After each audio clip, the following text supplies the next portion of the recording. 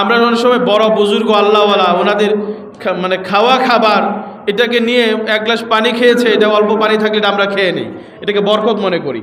যে আসতেছেন তাকে খেজুর দিতেছেন। এভাবে দিতে দিতে সন্ধ্যা হয়ে গেছে।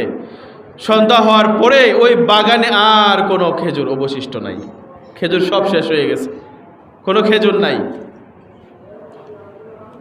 এখন উনি যে ঘরে নিয়ে যাবেন পরিবারের জন্য, এতটুকু খেজুরও আর বাগানে নাই। তখন আল্লাহ তাআলা এই কাজটিকে পছন্দ করলেন না। আল্লাহ তাআলা কোরআন কারীমের মধ্যে আয়াত নাজিল করলেন।